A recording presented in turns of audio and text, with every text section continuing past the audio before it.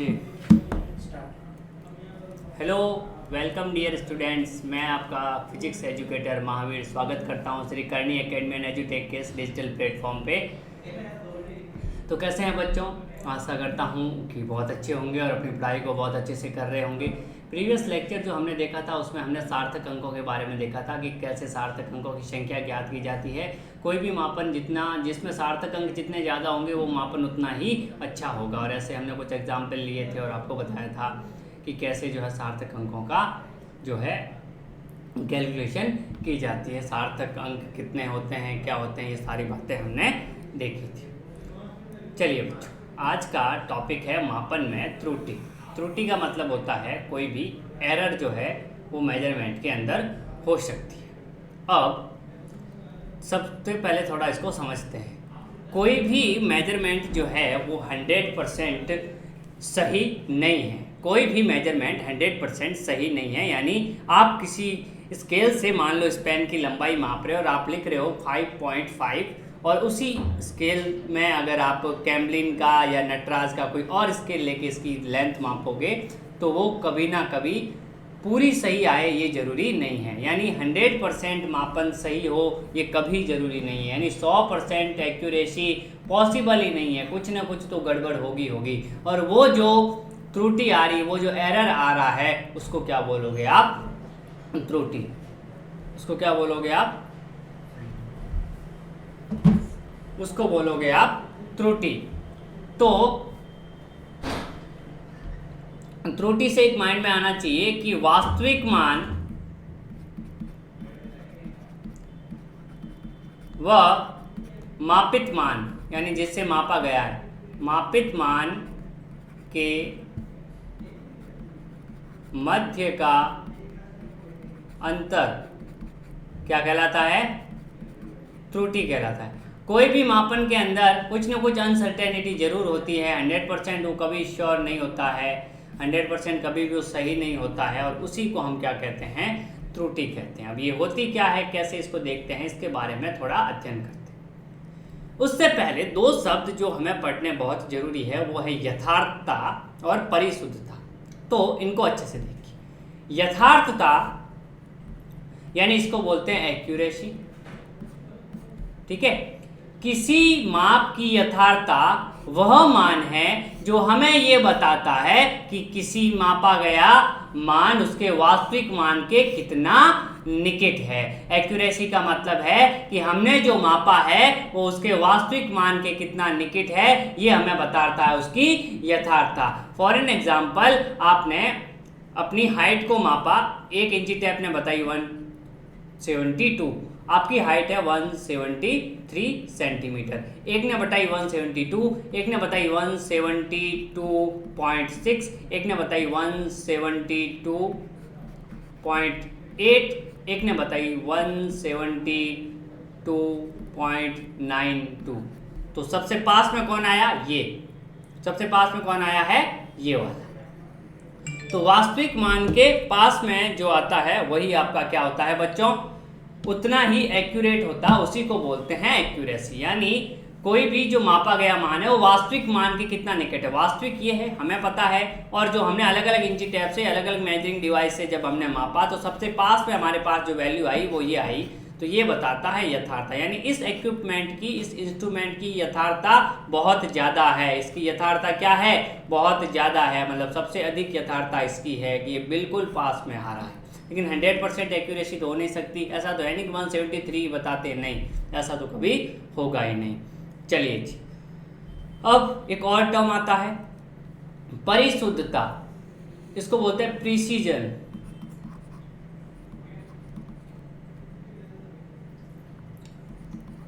तो प्रिसीजन जो है बच्चों, वो क्या होता है? वो आपको बताता है कि कोई भी चीज कितनी प्रिसाइजली जो है मेजर की गई है। परिशुद्धता हमें ये बताती है कि वह राशि किस विभेदन सीमा तक मापी गई है। यानी इसको अगर मैं बताऊं तो ये होता है डिग्री ऑफ रिपीटेशन। क्या होता है बच्चों? Degree of repetition. यानी कितनी बार जो है एक चीज रिपीट हुई है वो उतना ही परिशुद्ध है। रिपीटेशन की जो डिग्री होती है वो होती है परिशुद्धता, यानी कितनी बार कोई भी मेजरमेंट रिपीट हुआ है। आप केमिस्ट्री में प्रैक्टिकल करोगे चाहे फिजिक्स में प्रैक्टिकल करोगे, आपको कहेंगे जब तक 2 रीडिंग सेम नहीं आ जाए तब तक आपको जो है मेजरमेंट लेते रहना है। नॉर्मली केमिस्ट्री में जब हम टाइट्रेशन करते हैं तो हम ये देखते हैं कि अगर एक जो आपका 20.2 आया है, अगला 90.3 आया, इस तरह से आपकी वैल्यू आएगी। यहाँ पर एक ब्यूरेट रखते हैं, ठीक है, नीचे एक फ्लास्क जो है वो रखते हैं, फिर यहाँ से इससे कुछ सॉल्यूशन गिराते हैं, यहाँ इसका कलर चेंज होता है। तो आपको कहते हैं कि 2 रीडिंग जब तक सेम नहीं आए तब तक आप प्रैक्टिकल करते रहो। इसका मतलब कि हम चाहते हैं कि डिग्री ऑफ रिपीटेशन ज़्यादा आए, मतलब जो वैल्यू जितनी ज़्यादा रिपीट होगी वो उतनी परिशुद्ध होगी उस इक्विपमेंट के लिए। वो एक्यूरेट हो, वो वास्तविक हो, ये जरूरी नहीं है, पर वो इक्विपमेंट सही है, मतलब वो उस हिसाब से जो वैल्यू दे रहा है वो सही है। इसका मतलब ये होता है परिशुद्धता का मतलब, है ना। फिजिक्स में भी हम नॉर्मली बहुत सारे प्रैक्टिकल्स के ऑब्जर्वेशन लेते हैं। हम डिग्री को क्या करते चाहते हैं कि एक वैल्यू बार बार रिपीट हो ताकि हमारा जो है मान परिशुद्ध आए, है ना। कितनी विभेदन सीमा तक मापी गई है, मतलब कितनी बार जो है उसको हमने मेजर किया है, कितने उसमें जो है सार्थक अंक वगैरह, ये सारी चीज़ें भी देखी जाती है। तो परिशुद्धता से आता है डिग्री ऑफ रिपीटेशन, मतलब कितनी बार कोई चीज़ रिपीट हुई है। अब वो गलत भी हो लेकिन रिपीट ज़्यादा हुई है तो हम कहेंगे परिशुद्धता ज़्यादा है। एक्यूरेसी मान लेंगे नहीं है, मान लेते हैं कि एक्चुअल वैल्यू 25.8 आनी चाहिए लेकिन वैल्यू बार बार 23.2, 23.2, 23.2 आ रही, मतलब उसकी परिशुद्धता तो अच्छी है, एक्यूरेसी भले ही गड़बड़ है। मतलब वो मेजरिंग कर रहा हो डिवाइस तो सही है पर उसकी एक्यूरेसी नहीं है। समझ गए बच्चों। तो ये दोनों दिखने में एक जैसे हैं, सुनने में एक जैसे लगते हैं, बट इनका मतलब बिल्कुल अलग है। इनको एक एग्जाम्पल से समझते हैं तब ज़्यादा आपको क्लियरली समझ में आएगा। एग्जाम्पल बहुत ज़रूरी है इसके लिए। तो मैं देखता हूँ कि 4 आपके पास जो है वो निशानेबाज है, वो इस तरह से है।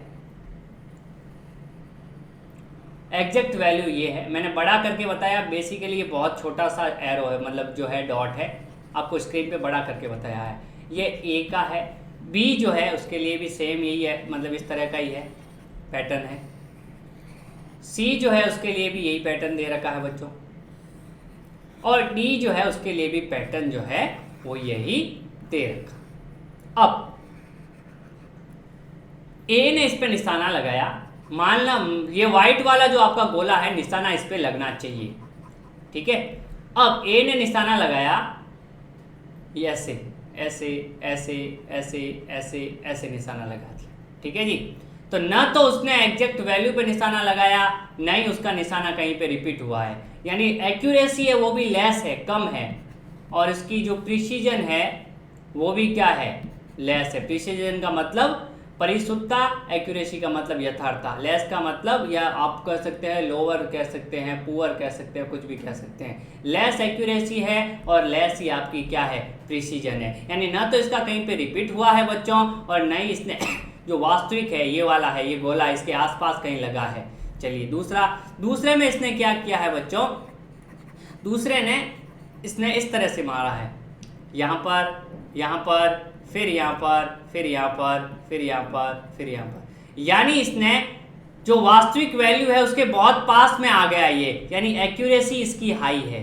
भाई इसको इस वाइट वाले पे मारना था, इसने मारा यहीं पे है ना, इसके कहीं बीच में मारा है, मारा इसी पे है बिल्कुल, तो इसके बिल्कुल पास में इसने जो है हिट कर दिया है निशाने से, यानी एक्यूरेसी हाई है पर रिपीट नहीं हुई ये चीज़ें। 1 2 3 4 ये देखो हर जगह अलग अलग मारी है, यानी रिपीट अभी भी नहीं हुई है। तो पुअर क्या है, लोअर क्या है इसकी, लेस क्या है, प्रिसीजन है। हाई एक्यूरेसी है यानी आपकी यथार्थता बहुत ज़्यादा है पर परिशुद्धता नहीं है। तीसरे में इसने मारा है इस तरह से, कहाँ, यहाँ पर, यहाँ पर, यहाँ पर, यहाँ पर, ये एक दूसरे के ऊपर ही मार दिए सारे, यहाँ ऐसे है ना, ऐसे टिक टिक टिक। तो यहाँ पर क्या है, वास्तविक वैल्यू के पास तो नहीं है, यानी यथार्थता तो बिल्कुल भी लोअर है, लेस है एक्यूरेसी, लेकिन रिपीट बार बार हुई है, यानी प्रिसीजन यानी परिशुद्धता बहुत अच्छी है, हाई प्रिसीजन है इसका। और थर्ड फोर्थ में इसने मारा भी इसी वाइट वाले में है और रिपीट भी कर रहा है, एक ही जगह पे मार रहा है सब सारी जगह। तो पास में मारा है, इसको जो चाहिए उस पर मार रहा है और रिपीट भी हो रही है, यानी हाई एक्यूरेसी है और हाई प्रिसीजन है। तो अब आई थिंक आपके क्लियर हो गया कि कैसे एक्यूरेसी और प्रिसीजन को हम जो है समझते हैं इस डायग्राम से। यहाँ से एक चीज और क्लियर हो रही है कि एक्यूरेसी और प्रिसीजन एक दूसरे पे कभी डिपेंड नहीं करती, एक बढ़ने से दूसरा घट रहा है ऐसा कुछ भी नहीं। देखो दोनों लेस भी हो रही है, दोनों एक साथ हाई भी हो रही है, एक लेस एक हाई, एक हाई एक लेस, ये ऐसा भी हो रहा है। यानी हम ये नहीं कह सकते कि एक बढ़ेगा तो दूसरा घटेगा, दोनों अलग अलग है यानी इंडिपेंडेंट है। तो आपको समझ में आ गया होगा, यथार्थता यानी एक्यूरेसी और परिशुद्धता यानी प्रिसीजन, यानी डिग्री ऑफ रिपीटेशन। जितनी ज़्यादा रिपीट होगी उसकी परिशुद्धता उतनी ज़्यादा होगी, और जो वैल्यू रियल वास्तविक वैल्यू के जितना पास होगी, क्लोज टू जो है ट्रू वैल्यू होगी, उसकी यथार्थता उतनी ही ज़्यादा होगी, एक्यूरेसी उतनी ही ज़्यादा होगी। तो एक्यूरेसी एंड प्रिसीजन से आप समझ सकते हो। आई थिंक ये चीज़ क्लियर हुई होगी। ओके, मापन में जो दो तरह की त्रुटियां होती है, अभी यहाँ पर हम कर रहे हैं क्वालिटेटिव, फिर करेंगे क्वांटिटेटिव। क्वालिटेटिव को मतलब हम गुणात्मक कर रहे हैं, गुणात्मक मतलब कम ज़्यादा कैसे वैसे ऐसे ये सारी चीज़ें। क्वांटिटेटिव को मतलब कितना, 2 3 5 मैथमेटिकली हम देखेंगे। तो अभी हम गुणात्मक करेंगे, क्वालिटिव एनालिसिस करेंगे। तो दो तरह से होती है, पहली होती है आपकी क्रमबद्ध त्रुटि और दूसरी होती है यादृच्छिक त्रुटि। इंग्लिश में इसको बोलते हैं systematic error and random error, random error and systematic error, है ना। आपकी बुक से भी इन चीज़ों को आप आराम से रिलेट कर सकते हो। क्रमबद्ध त्रुटि एंड यादृच्छिक त्रुटि। अब देखिए क्रमबद्ध त्रुटि क्या होती है। क्रमबद्ध त्रुटियां वे त्रुटियां हैं जो एक दिशा धनात्मक या ऋणात्मक दिशा में प्रवृत्त होती है। अब ध्यान देना इन चीजों को कि या तो ये पॉजिटिव होती है, या तो पॉजिटिव होगी, बड़ा बड़ा मतलब क्या है, या फिर नेगेटिव होगी, या फिर नेगेटिव होगी। कैसे जी, एक एग्जाम्पल से समझिए। यहां पर एक मैं एग्जाम्पल बता रहा हूं कि आपके पास एक वेइंग मशीन है, यानी एक तुल्ला है, एक तोलने का वेइंग मशीन है, माप जो है भार तोलने का, भार मतलब द्रव्यमान का, जो भी आप जिसको जैसे कहें, द्रव्यमान भार जो भी है जो आप लिखते हो। अब यहां पर आप खड़े हुए हो, आपका वेट है 60 kg, ज़्यादा कम तो नहीं है, चलो ठीक है। और वेइंग मशीन बता रहा है 2 kg, 62 kg। आपने फिर देखा कि जब कोई नहीं खड़ा है फिर भी कितना बता रहा है, 2 kg बता रहा है। यानी आपके माइंड में आ गया कि ये 2 kg ज़्यादा बताएगा, हमेशा 2 kg ज़्यादा बताएगा, है ना। इस एग्जाम्पल से सारी चीज़ें समझ में आएगी बच्चों। ये 2 kg हमेशा ज़्यादा बताएगा, ऐसा था नहीं कि कभी कम बताएगा। यानी आपने दिमाग में सेट कर लिया कि एक आदमी आया, वेइंग मशीन पे चढ़ा, वेट बताया उसने इसका 92 kg। आपके माइंड में आ गया कि यार ये 2 kg तो वैसे ही बताता है, यानी आप कह दोगे कि वेट कितना है, 90 kg। एक आदमी आया, वेट बताया 47 kg, आप सीधा कह दोगे इसका वेट 45 kg, क्योंकि 2 kg तो वैसे ही बताता है। तो आप क्या कर रहे हो, ये 2 हमेशा क्या कर रहे हो, इसमें से घटा रहे हो, 2 का अंतर आ रहा, हमेशा नेगेटिव ही कर रहे हो ना, हमेशा जो है इसको क्या कर रहे हो, माइनस ही कर रहे हो। ऐसा था नहीं कि कई बार प्लस कर दिया, नहीं किया। जब 62 था तो हमने 60 किया, जब 92 था तो हमने 90 कर दिया, 47 था तो 45। हमेशा हमने क्या किया, या तो इसको माइनस करते या प्लस करते। इसमें हमेशा हमने क्या किया, माइनस। मैंने कहा था ना, या तो हम इसको पॉजिटिव लेंगे या नेगेटिव लेंगे। तो इसमें देख लीजिए इस बार जो है त्रुटि क्या आ रही, इस तरह से आ रही। अगला देखिए एक और एग्जाम्पल।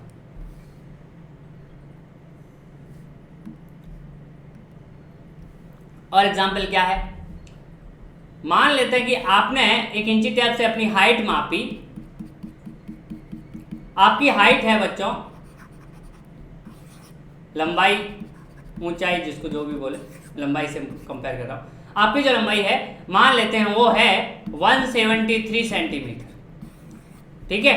लेकिन इंची टेप ने कितनी बताई, 172 सेंटीमीटर बता दी, फॉर एन एग्जाम्पल, ठीक है। इस तरह से आपका एक दोस्त है, उसकी लंबाई है 11 सेंटीमीटर, इंची टेप जो है वो उसकी लंबाई बता रहा है 10 सेंटीमीटर। आपको पता चल गया कि एक कम बता रहा है, कितनी बता रहा है? 1 कम बता रहा है। अब कोई आदमी आया, उसकी लंबाई आपने चेक करी, उसने बताया 150, आप कहोगे भाई 1 तो कम बताता है ये, यानी एक्चुअल लंबाई उसकी 151 है। दूसरा आदमी आया, उसने अपनी हाइट चेक करी, मान लेते 11 सेंटीमीटर तो कोई हाइट ही नहीं होती, ठीक है ना। तो ऐसा मत सोच लेना कि हाइपोथेटिकल, मैं तो एग्जाम्पल के बता रहा हूँ, ऐसा इतनी किसी आदमी की हाइट होती है कि 11 सेंटीमीटर, फॉर एन एग्जाम्पल, मैं तो ऐसे ही चीज़ बता रहा हूँ आपको, है ना, उस पर ध्यान नहीं देना कैसे। फिर एक आदमी आया, उसकी हाइट मान लो कि 185 आई, आप क्या कहोगे कि 185 दे रहा है, मतलब ये हमेशा 1 तो कम देता है, मतलब एक्चुअल कितनी होगी? 186। यहाँ हम क्या कर रहे हैं? हम यहाँ पर +1 कर रहे हैं हर बार, पीछे क्या कर रहे थे? -2 कर रहे थे। तो या तो हम एक प्लस करेंगे पूरे में या माइनस करेंगे, तो एक दिशा में होगी, या तो धनात्मक होगी या ऋणात्मक होगी। इसको कहते हैं सिस्टमेटिक एरर, क्रमबद्ध त्रुटि। चलिए जी, आई थिंक ये चीज़ क्लियर हुई होगी बिल्कुल भी कि कैसे जो है त्रुटि, क्रमबद्ध त्रुटि के बाद आता है यहाँ पर, तो ये क्रमबद्ध, और उसके बाद आता है क्रमबद्ध त्रुटियों के प्रकार। अब क्रमबद्ध, ये सारी चीज़ें एग्जाम में जहाँ 1-1 नंबर में पूछे जा सकते हैं। अब अगर आप लेक्चर को ध्यान से सुनोगे तो सारी चीज़ें एक बार में सेट हो जाएगी, जब चाहे कोई कैसे भी पूछे आप उसका आंसर बता पाओगे, बस लेक्चर को आपको ध्यान से सुनना है। अब आती है यंत्रगत त्रुटियां। क्रमबद्ध त्रुटियां मतलब सिस्टमेटिक एरर के क्या क्या रीजन हो सकते हैं। तो पहली होती है यंत्रगत त्रुटियां, यानी जो आप इंस्ट्रूमेंट ले रहे हो वही गड़बड़ हो, है ना, आपने जो स्केल बनाई है वही गड़बड़ बना दी, तो अब तो भाई गड़बड़ आएगा ही। आपने स्केल ही गड़बड़ बना दी तो गड़बड़ ही आएगा। आपने जो कांटा जिससे आप तोल रहे हो, जो तुल्ला है, जो वेइंग मशीन है, वही गड़बड़ ही बना दी तो फिर तो गड़बड़ आनी ही है। तो पहला यंत्रगत त्रुटियां, यानी इंस्ट्रूमेंटल एरर इंग्लिश में बोलेंगे, तो इंस्ट्रूमेंट की वजह से या इक्विपमेंट की वजह से जो एरर आती है उनको बोलते हैं यंत्रगत त्रुटियां। तो यंत्र बनाने में कुछ कमी या त्रुटि रह जाती है, तो उससे होने वाली त्रुटि को यंत्रगत त्रुटि कहते हैं जी। बिल्कुल, यंत्रगत त्रुटि के क्या क्या कारण हो सकते हैं, कैसे कोई भी यंत्र गड़बड़ बन सकता है, तो उसको देखिए। ये त्रुटियां मापक यंत्र की अपूर्ण अभिकल्पना, कि आपको पता ही नहीं है कि किस तरह से उसको बनाना है। त्रुटिपूर्ण अंशांकन, यानी उसका कैलिब्रेशन जो है वो गड़बड़ कर दिया आपने, है ना। तीसरा शून्यांक त्रुटि आदि के कारण होती है। शून्यांक त्रुटि वगैरह हम देखते हैं कि जैसे वर्नियर कैलिपर, स्क्रू गेज, देखोगे कि मैन स्केल का 0 और वर्नियर स्केल का 0 आपस में मिलना चाहिए, जो मिला हुआ नहीं है, या तो इधर है या इधर है, तो आपकी क्या हो जाएगी? शून्यांक त्रुटि आ जाएगी बच्चों। क्या आ जाएगी? शून्यांक त्रुटि आ जाएगी। त्रुटिपूर्ण अंशांकन, यानी इसका कैलिब्रेशन जो है आपने सही नहीं किया है, स्पेशल टेम्परेचर, प्रेशर, जो भी आपने कंडीशन लेके आप जो है इसका कैलिब्रेशन करते हो कुछ इंस्ट्रूमेंट का, वो अगर आपने सही तरीके से नहीं किया है तो आपकी यंत्रगत त्रुटियां आ जाएगी। यानी या तो आपको जो है बनाने का सही तरीका नहीं पता है, या उसमें शून्यांक त्रुटि है। शून्यांक त्रुटि मैंने कहा था 0 से 0 मिला हुआ ही नहीं है, यानी किसी का मान लेते हैं कि टेम्परेचर जो है बच्चों 0 डिग्री सेंटीग्रेड है और हमेशा ये 1 डिग्री बता रहा है। जब 0 है तब भी ये 1 बता रहा है, तो 50 है तो ये बताएगा कितना? 51, यानी उसका 0 सही से सेटअप नहीं है। यहाँ पे आप देख सकते हो कि यहाँ पर मान लेते हैं कि अमीटर होता है जो कि करंट को मेजर करता है, अमीटर जो है धारा को माप करता है। मतलब कोई करंट नहीं चल रही है तब 0 होना चाहिए, लेकिन ये 0 नहीं है, ये 1 पे बता रहा है ना। जब कुछ भी नहीं है तब भी 1 पे बता रहा, मतलब इसका 0 सेटअप सही नहीं है। इस तरह से जो है यंत्र की त्रुटियां हो सकती है। यंत्रगत त्रुटियों के कारण क्या हो सकते हैं? तो क्रमबद्ध त्रुटियों के प्रकार में पहला देखा यंत्रगत त्रुटि और यंत्रगत त्रुटियों के कारण। दूसरा होता है इसमें अपूर्ण अभिकल्पना। तो देखो, उपकरण का त्रुटिपूर्ण अंशांकन और शून्यांक त्रुटि, ये तीनों अलग अलग पार्ट है, फिर देख लीजिए इनको। यंत्र बनाने में जो सिद्धांत परिकल्पना यूज किया जाता है वो अगर गलत है, आपने जो सिद्धांत यूज किया, जो प्रिंसिपल यूज किया है, जो डेफिनेशन यूज की है, जो स्टैंडर्ड टेम्परेचर प्रेशर आपको लेना चाहिए, वो अगर आपने नहीं लिया है तो आपका यंत्र गलत बन जाएगा, और गलत बनेगा तो मेजरमेंट ही गलत ही देगा भाई साहब, है ना। दूसरा, उपकरण का त्रुटिपूर्ण अंशांकन, उसका कैलिब्रेशन जो है वो सही तरीके से नहीं किया गया है। और तीसरी शून्यांक त्रुटि, यानी 0 से नहीं मिला हुआ है, तो क्या हो जाएगा? शून्यांक त्रुटि आ जाएगी, 0 एरर आ जाएगी। ये तीनों जो है किसकी है? क्रमबद्ध त्रुटियों में किसकी है? ये यंत्रगत त्रुटियों के प्रकार है, यंत्रगत त्रुटियों के प्रकार है। तो आपको अच्छे से याद होने चाहिए बच्चों ये तीनों चीजें। आगे देखते हैं प्रायोगिक तकनीकी या कार्यविधि में अपूर्णता से त्रुटियां। क्रमबद्ध त्रुटियों में पहला यंत्रगत और दूसरा क्या है? प्रायोगिक तकनीक की कार्यविधि में अपूर्णता। आप जो काम कर रहे हो वो तकनीक सही यूज नहीं कर रहे हो, टेम्परेचर, जिस टेम्परेचर पे आपको काम करना है उसमें आप काम नहीं कर रहे हो, या फिर कुछ और एफ जो आपके आसपास का जो सराउंडिंग है वो आपकी रीडिंग को इफेक्ट कर रहा है।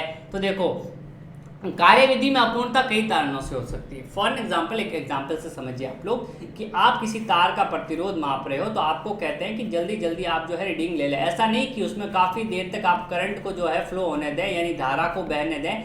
ऐसा अगर आप करोगे, धारा को अगर आप बहने दोगे काफ़ी देर तक बच्चों, तो इसका तापमान बदल जाएगा, तो इसका प्रतिरोध जो एक्चुअल प्रतिरोध है वो भी बढ़ जाएगा। यानी धारा अगर काफ़ी देर बढ़ेगी तो इस वायर का ताप बढ़ेगा, इससे इसका प्रतिरोध बदल जाएगा, तो आपकी जो रीडिंग आएगी वो गलत आएगी, यानी क्योंकि वो किसी टेम्परेचर की रीडिंग बता देगा।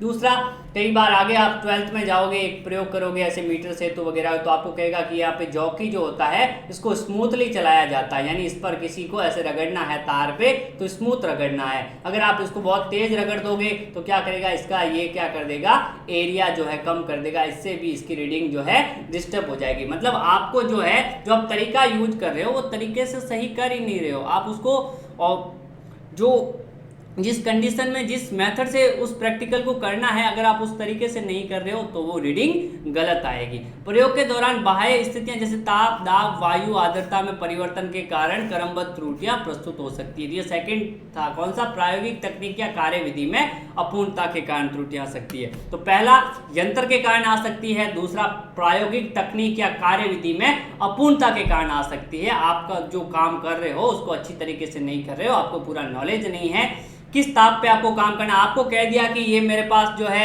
मान लेते हैं कि ये एक थर्मोमीटर है, जैसे फ़ोन को मैं मान लेता हूँ, और ये मान लो कि जो रीडिंग देता हो इस पर्टिकुलर टेम्परेचर वगैरह पे इसको बनाना है, तो आपने गड़बड़ बना दिया, तो पिछली वाली कौन सी आ जाएगी, इंस्ट्रूमेंटल त्रुटि। अब आपने किसी लैब में, जैसे टेस्ट वगैरह होते हैं लैब के अंदर बच्चों, आते हैं ना, जैसे कोई डेंगू वगैरह का किसी का टेस्ट होता है, तो वहाँ पर उस लैब का एक फिक्स टेम्परेचर होता है। अगर उस टेम्परेचर के अलावा अगर कहीं बाहर पे ऐसे ना लैब जो बनती है फिक्स टेम्परेचर होता है एसी का, कि वहीं पे वो जो सही रीडिंग देगा। अगर टेम्परेचर गड़बड़ है, ऐसे करा तो रीडिंग गड़बड़ आ सकती है, मान लो पॉजिटिव नेगेटिव कैसे भी कुछ भी हो सकते हैं। तो ध्यान रखना चाहिए कि ताप, दाब, वायु, वेग, हो सकता है कि कोई ऐसी चीज़ जहाँ प्रेशर नहीं होना चाहिए ज़्यादा, है ना, वहाँ का प्रेशर कम होना चाहिए। मान लो खिड़की खुली रखी, हवा आ रही है, तेज एयर से जो है प्रेशर जो है फिर जनरेट हो रहा है, इसका मतलब क्या होगा, आपकी रीडिंग गड़बड़ हो जाएगी। तो सारी चीज़ों का इनका आपको ध्यान रखना है। आगे देखते हैं बच्चों, व्यक्तिगत त्रुटियां, ये पर्सनल एरर बोलते हैं इनको, क्या बोलते हैं, पर्सनल एरर बोलते हैं। पर्सनल एरर कौन कौन सी हो सकती है, हम खुद ही कर लें। प्रेषक द्वारा जो रीडिंग ले रहा है, उपकरण के समंजन में कमी रखना, आपका कॉम्बिनेशन ही सही नहीं बैठ रहा है, आपको नॉलेज ही नहीं है कि कैसे रीडिंग लेनी है, तो गड़बड़ होगी बच्चों, आपको पता ही नहीं कैसे काम करना है। जब प्रेषक द्वारा प्रेक्षण लेते समय उचित सावधानियां न बरतने के कारण होती हैं, जैसे पाठ्यांक लेते समय सिर को सही दिशा में नहीं रखना। फॉर एग्जाम्पल, अपनी घड़ी की दीवार, रूम की दीवार की जो घड़ी है उसको देखना, एक बार ऐसे घड़ी रखी हुई है तो एक बार इधर खड़े होकर देखना इस डायरेक्शन में, और दूसरी बार इस डायरेक्शन में खड़े होकर देखना। आप देखोगे सुई आपको या तो इधर दिखेगी या इधर दिखेगी, आप परफेक्ट नहीं बता सकते हो कि कहाँ है। उसको सही तरीके से देखना है कि बिल्कुल सामने खड़े होके देखोगे तभी वो बिल्कुल सही दिखेगी। मैंने एक एग्जाम्पल बताया था बहुत पहले क्लास के अंदर कि पेन को ऐसे रखोगे, एक आंख से देखोगे, फिर दूसरी से देखोगे, पेन इधर इधर दिखेगा, तो ऐसा हो सकता है, बिल्कुल हो सकता है। ये पैरेलैक्स एरर जो होती है, लंबन त्रुटि जो होती है, ये हो सकती है नॉर्मली, है ना। कैसे हो सकती है, ये हम सही नहीं कर रहे। आप भी जब आगे 12th में प्रैक्टिकल करोगे, मैंने बताया था ना, ये अमीटर का जो ये कांटा होता है, ये सुई होती है, इसको बिल्कुल सामने खड़े होकर देखना है। इधर खड़े होकर या इधर खड़े होकर देखोगे तो रीडिंग गलत ही लोगे आप। तो प्रेक्षक को सावधानी बरतनी है, जब आप रीडिंग ले रहे हो तो बिल्कुल अच्छे से पढ़ के देख के करना है। ऐसा नहीं कि जल्दी से सर इसकी लेंथ माप के बताओ, तो आया फटाफट देखा, सर यहाँ ठीक है 11.2 है, अब चला वो 11.2 नहीं, वो 11.4 थी, जल्दबाजी में 11.2 करके आ गया। तो ये क्या था, ना तो इंस्ट्रूमेंट गलत था, नहीं था, ना कोई टेम्परेचर वगैरह का इफेक्ट था, नहीं था, यानी यंत्रगत त्रुटियां नहीं थी।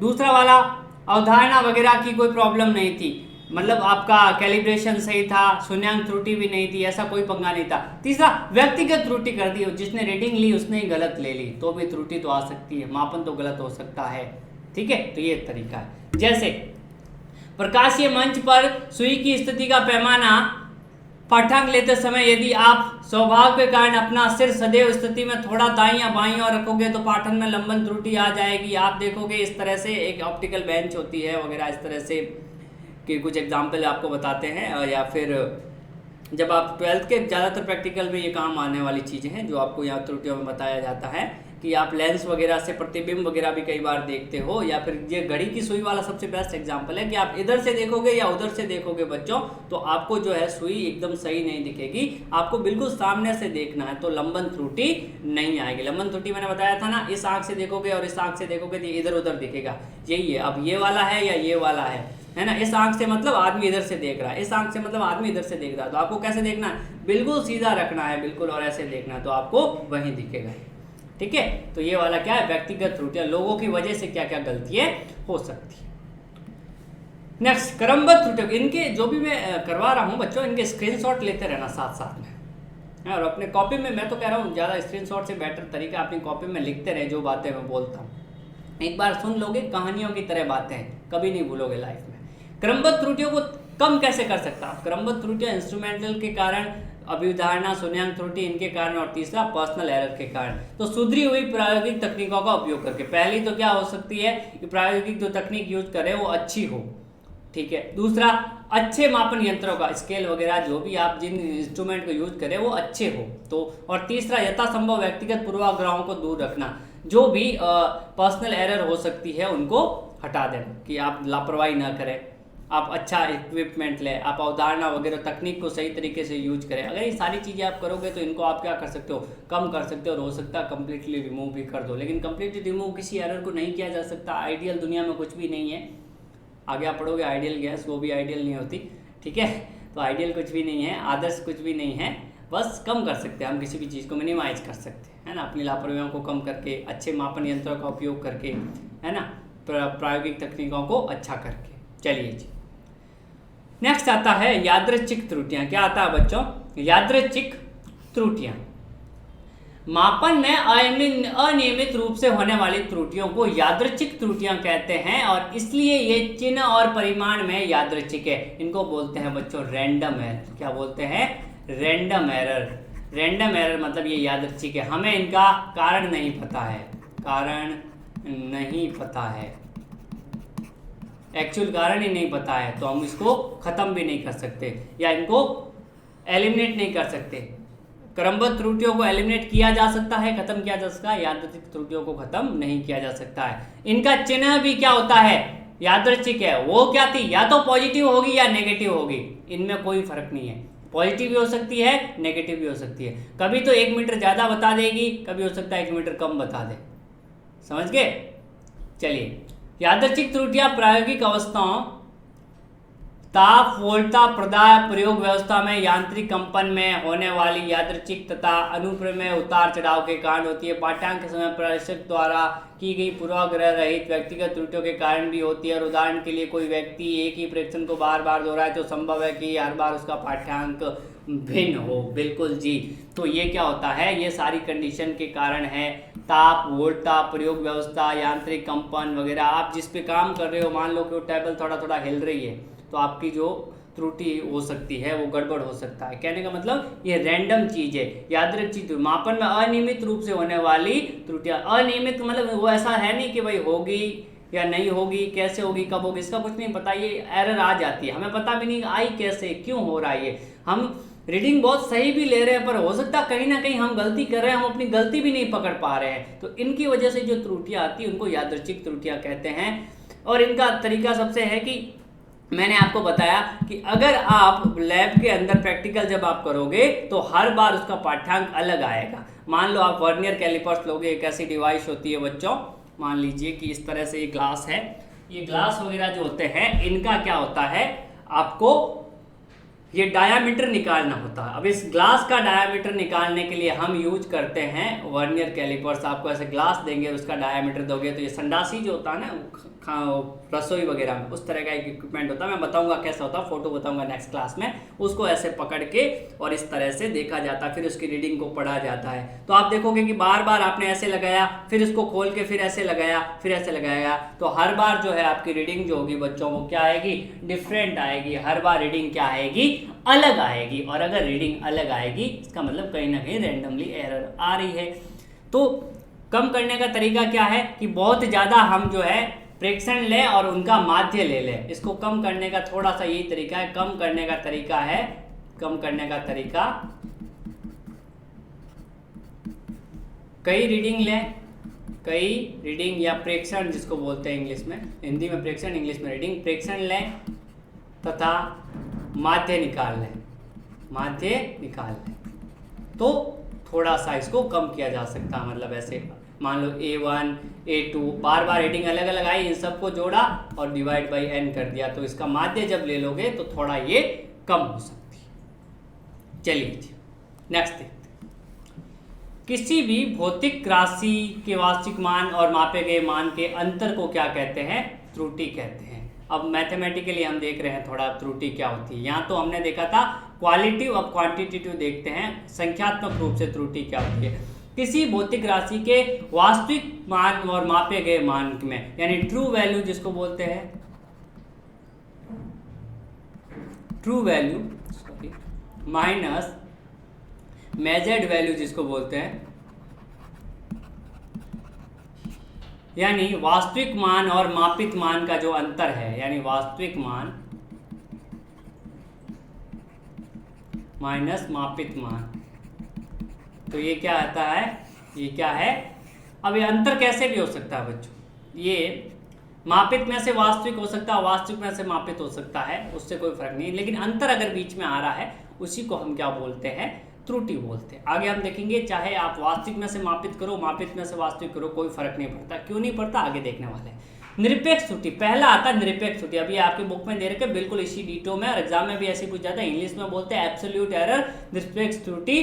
किसी भौतिक राशि के व्यक्तिगत माप तथा वास्तविक माप के अंतर को निरपेक्ष त्रुटि कहते हैं। व्यक्तिगत माप और वास्तविक माप के अंतर को क्या बोलते हैं? निरपेक्ष त्रुटि बोलते हैं, जिसको जो है डिनोट करते हैं बच्चों डेल्टा ए। डेल्टा यानी अंतर, ए कैसे? AM minus AT। अब देखिए AM क्या है? राशि द्वारा मापा गया वास्तविक मान माइनस राशि का वास्तविक मान, व्यक्तिगत माप, सॉरी राशि का मापा गया व्यक्तिगत माप, सॉरी क्या है? राशि द्वारा मापा गया व्यक्तिगत माप माइनस वास्तविक माप। व्यक्तिगत माप ये है और ये क्या है? वास्तविक माप है बच्चों। ये व्यक्तिगत माप और वास्तविक माप कैसे है? जैसे वास्तविक माप है 3.2 सेंटीमीटर, आपने किसी स्केल से मापा, आपके पास आया 3.1, तो आपके पास ये क्या होगा? ये तो मापा गया है और ये वास्तविक है, तो त्रुटि क्या आएगी? 3.1 माइनस 3.2 आ जाएगा 0.1 और ये हो जाएगी डेल्टा ए। इसी को बोलते हैं क्या? इसको बोलते हैं निरपेक्ष त्रुटि। यानी व्यक्तिगत जो आपने मापा है उसको माइनस कर दो आप वास्तविक माप से, तो आपके पास क्या आ जाएगा? व्यक्तिगत त्रुटि आ जाएगी, है ना। अगर आप इसको उल्टा भी कर दोगे तो मैथमेटिकली कोई फर्क नहीं आने वाला है। अगर इसको उल्टा भी कर दोगे तो मैथमेटिकली कोई फर्क नहीं आएगा बच्चों।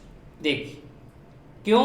क्योंकि इसको लिखते हैं मॉड, ये लिखा हुआ ना ऐसा, और ऐसा जब भी आ जाए तो -5 लिखो चाहे 5 लिखो, दोनों का मतलब 5 ही।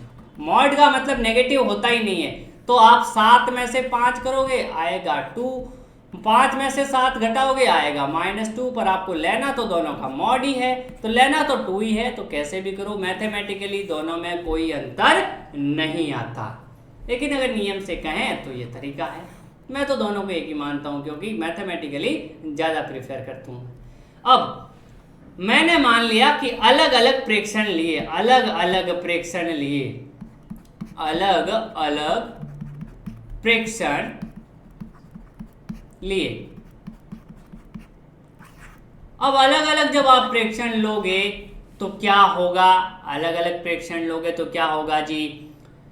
मान लो कि A1 A2 A3 A4 इस तरह से जो है प्रेक्षण आए, प्रेक्षण आ गए सर, तो हम क्या करते हैं? उन प्रेक्षण को वास्तविक मान में से घटाते हैं, तो ए माध्य। अब यहां पर थोड़ा सा ध्यान दीजिए ब्रैकेट के अंदर, जब हमें वास्तविक मान नहीं पता हो तो हम माध्य मान को वास्तविक मान लेते हैं। कैसे? इसका एग्जाम्पल से समझिए। मान लेते हैं कि A1 A2 A3 dot dot dot dot AN तक आपके पास क्या है, क्या है, मान है। चलिए है। अब इसका वास्तविक मान आपको नहीं पता तो आप माध्य मान क्या लोगे? समांतर माध्य आपको पता है, 10th क्लास याद करो, last chapter. A1 A2 plus A3 plus A4, मतलब सारी राशियों का योग कर देते हैं और डिवाइड में पदों का या राशियों का योग बट्टा पदों की संख्या, यानी पद कितने हैं? n है। ये समांतर माध्य है और इसी को बोलते हैं AM। तो AM की वैल्यू आ जाएगी ये वाली, यानी इन सब का माध्य निकालते हैं, वही हम मान लेते हैं कि ट्रू वैल्यू है, वही आपकी क्या है? वास्तविक मान है। चलिए जी,